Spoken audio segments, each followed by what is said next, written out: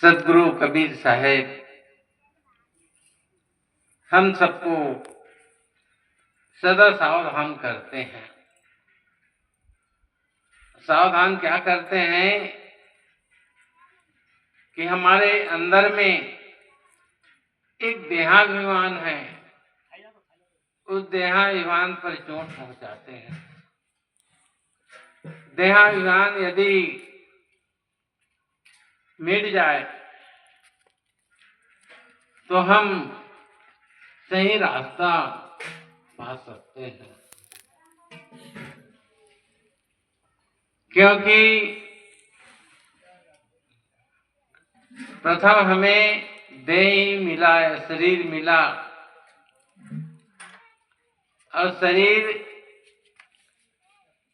का मैं मेरा मान करके अहंकार होता है। शरीर के पीछे जितने भी है उसको लेकर के अहंकार होता है। इसी बात को लेकर के सदगुरु कबीर साहब ने हमें सावधान करते हैं। क्या कहते हैं? फिरहु का फूले फूले फूले, जब 10 मास ऊर्ध्वमुख होते, सो दिन काहे भूले।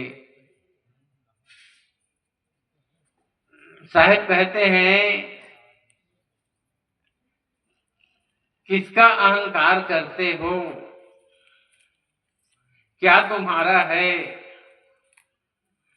घर तुम्हारा है, धन तुम्हारा है, कि पत्नी तुम्हारे हैं, कि बच्चे तुम्हारे हैं?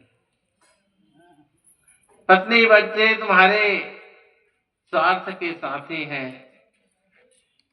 घर है, धन है, परिवार के लोग बांट लेते हैं, कोई अपना नहीं होता है। फिर भी मनुष्य अहंकार में फूला फूला फिरता है। इसको लेकर के सदगुरु कहते हैं, फिरहु का फूले फूले फूले। किसी बात को पुष्टि करना होता है, जोर देना है, तो 2 बार 3 बार दोहराया जाता है, त्रिवाचा। तो साहेब हमें जगाते हैं, 3 बार कहते हैं, अहंकार छोड़ो, अहंकार छोड़ो, अहंकार छोड़ो। ये सिर अहंकार से भरा हुआ है। यदि संत गुरु के चरणों में यदि झुक जाए, बड़े बुजुर्गों के चरणों में झुक जाए, तो इसका अहंकार टूट सकता है। पर झुकना नहीं चाहता। तो साहेब कहते हैं, फिरहु का फूले फूले, जब 10 मास ऊर्ध्वमुख होते, सो दिन काहे भूले। 10 महीने तक ऊर्ध्वमुख, यहाँ सदगुरु ऊर्ध्वमुख कहते हैं।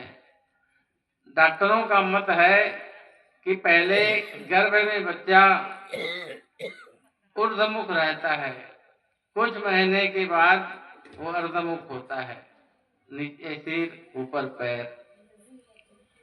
तो इस प्रकार से 10 महीने तक के ऐसी सकरी जगह में और झिल्ली से कसे हुए, जैसे किसी चोर बदमाश को बांध कर कहीं छोड़ दिया हो और वो बेसहारा सहारा हो करके पड़ा हो, ऐसा गर्भ में बच्चा, हर जीव, हर मनुष्य इसी प्रकार से गर्भकुंड से आया है। और आज अहंकार करता है कि हमारा सब कुछ है, तुम्हारा क्या है, सब तो ले लेने वाले हैं। तो 10 मास ऊर्ध्वमुख होते, सो दिन काहे भूले। उस दिन को, उस समस्या को क्यों भूल गए? बाहर में आकर के मानता है सब मेरे हैं, मैं इतना पढ़ा लिखा, इतना धनवान, इतना गुणवान, इतना प्रतिष्ठित, ऐसा अहंकार करता है। ज्यों माखी सहते नहीं बिहुरे, सोच सोच धन कीना, मुए पीछे लेहू लेहू करे सब भूत रहन कर दीना। ज्यों माखी सहते नहीं बिहुरे, जैसे मधुमक्खी अनेक फूलों से, पत्तों से पराग रस लेकर के उसमें मधु छाता में डालता है, क्योंकि उसके मुंह सुई जैसे होता है, उससे फूलों के रस को वो खींच करके मधु छत्ता में भरते हैं और भर करके वो बड़े मेहनत से जमा किए रहते हैं। मधु काटने वाले आते हैं और धुआं दिखा करके, आग गोड़ा जला करके झुलसा देते हैं, सब ले जाते हैं। इसी प्रकार से हम चाहे जितना भी धन इकट्ठा कर लें, परिवार इकट्ठा कर लें, एक दिन एक काल रूपी शिकारी आकर के हमें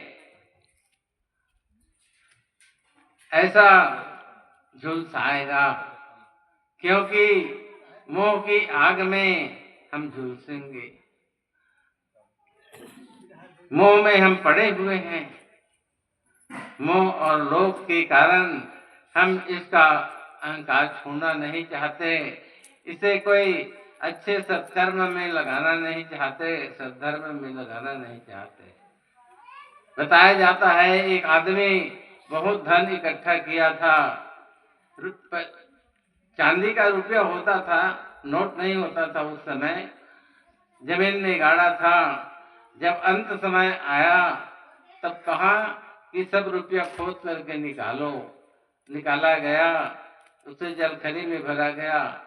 कहा कि मेरी छाती पर इसको रखो, और रख करके जोर से रो पड़ा। लोगों ने कहा, अरे रोते क्यों हो, धन इकट्ठा किए हो, इसे धर्म में लगा दो। तब उन्होंने कहा, इसे एक पैसा खर्चा मत करो, बड़े मेहनत से मैंने इसे जमा किया है। इस प्रकार से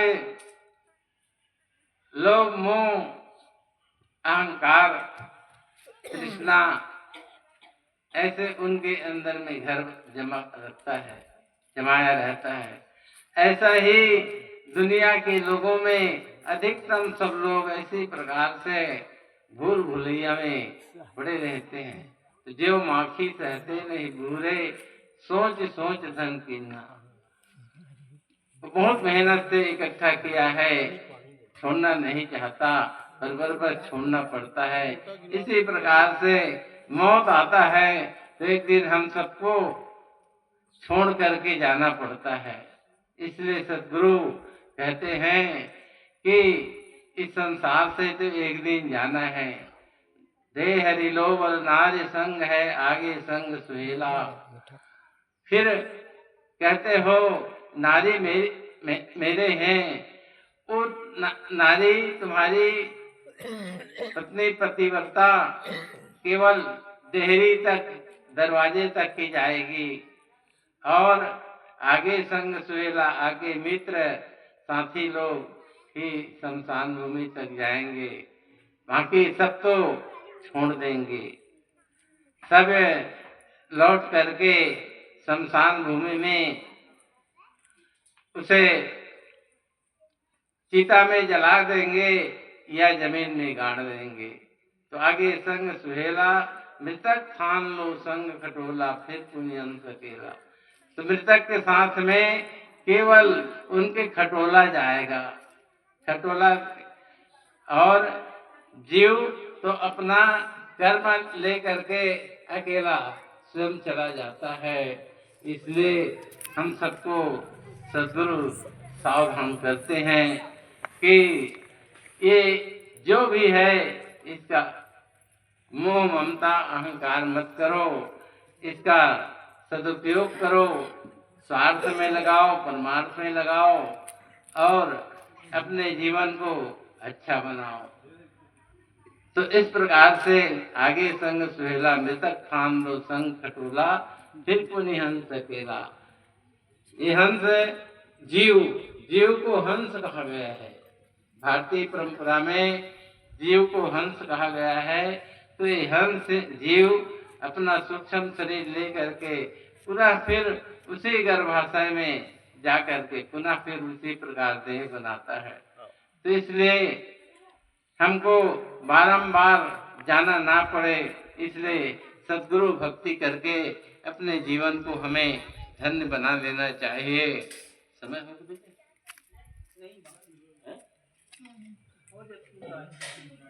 तो सद्गुरु की भक्ति करके, ज्ञान प्राप्त करके, सद्बुद्धि प्राप्त करके, सद्ज्ञान प्राप्त करके अपने जीवन को अच्छा बना लेना चाहिए। कहा भी गया है, करहु विचार तो सब दुख जाई, परिहरि रूठा खेल सगाई। विचार करो तो सब दुख चला जाएगा। इसलिए जो सुनते हो उसको विचारो और विचार करके अपने अंदर ले जाओ, अंतःकरण में बिठाओ। तो इस प्रकार से सब दुख का निवारण हो जाएगा। तो हमें अपने दुखों का निवारण करने के लिए संत गुरु की भक्ति, सत्संग, सेवा, स्वाध्याय करके अपने जीवन को धन्य बना लेना चाहिए। समय अधिक हो चुका है, आप लोग भी बहुत देर से बैठे हैं, इसलिए आप सब मैं आगे ज़्यादा ना बढ़ाते हुए आप सबकी मंगल कामना करते हुए, आप सबको धन्यवाद देते हुए अपनी वाणी को यहीं पर मैं विराम देता हूँ। बोलिए सद्गुरु कबीर साहेब की जय, संत समाज की जय, भक्त समाज की जय। बोलिए सद्गुरु कबीर साहेब की जय।